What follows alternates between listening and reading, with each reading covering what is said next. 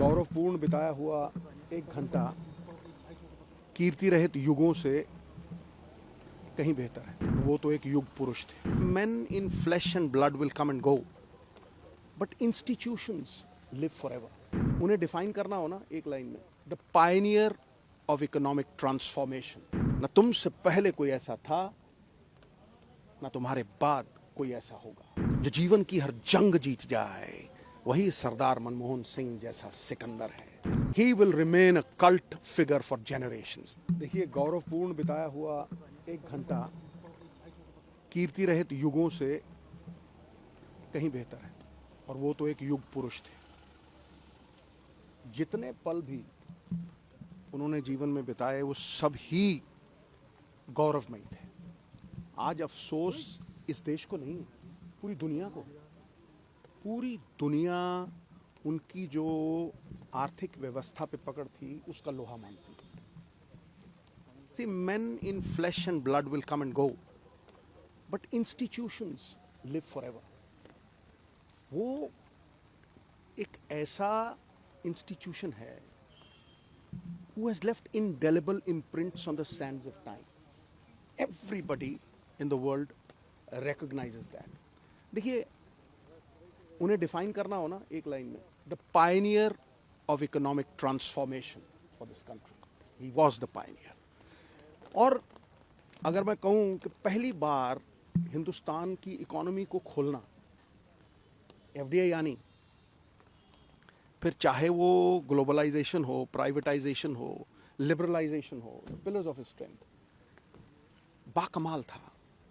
और ये नहीं, आप ये देखिए कि जो गरीब लोगों के दिलों का साम्राज्य है ना, उसके वो अजीमो शान शहंशाह, उसका कारण है।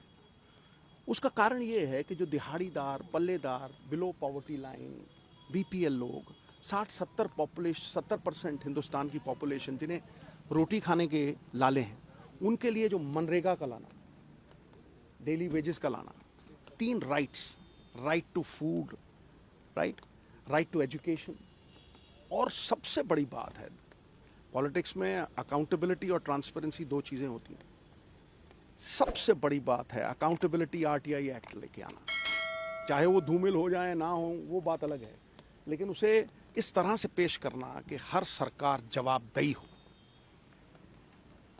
तो मैं आज उनकी शान में ये कहूँगा कि जब भी काबिलियत, किरदार और ईमानदारी, क्रेडिबिलिटी का जिक्र आएगा, सरदार मनमोहन सिंह, आपका नाम पहले सफ़े पे सुनहरे अक्षरों में लिखा जाएगा। न तुमसे पहले कोई ऐसा था, न तुम्हारे बाद कोई ऐसा होगा। ही वॉज, जिसे कहते हैं ना कि आज के युग में सबसे बड़ी बात है विश्वसनीयता। वो विश्वास इसलिए नहीं है क्योंकि the image of the ugly politician has not been erased. वो एक ऐसा आदमी था, मुझे आज भी याद है खुशवंत सिंह साहब की वो कहानी। उन्होंने कहा कि मैंने 3-4 लाख उन्हें इलेक्शन फंड में दिए। तो जब इलेक्शन ख़त्म हो गया, दरवाजे पे दस्तक हुई, वो खड़े थे और उन्होंने कहा, यार ये तुमने 3 लाख दिए थे, इसमें से 2.5 लाख बच गया, मैं तुम्हें वापस देने आया। मिसाल है कोई ऐसी दुनिया में? कोई मिसाल नहीं। और ये जो बातें मैं कह रहा हूँ, ये इसलिए कह रहा हूँ कि चाहे उनकी रिकग्निशन की बात करें, देखिए मणि जो है ना, अगर मिट्टी में हो ना, धूमिल हो जाती है, उसकी चमक नहीं बढ़ती। लेकिन उस मणि को अगर आप सोने में जड़ दो ना, तो उसकी चकाचौंध जो है वो पूरी दुनिया में फैलती है। और आज देखिए, फूलों की खुशबू हवा के विपरीत नहीं जाती, लेकिन मानवीय गुणों की खुशबू चारों दिशाओं में, 10 दिशाओं में आज फैली हुई है ना।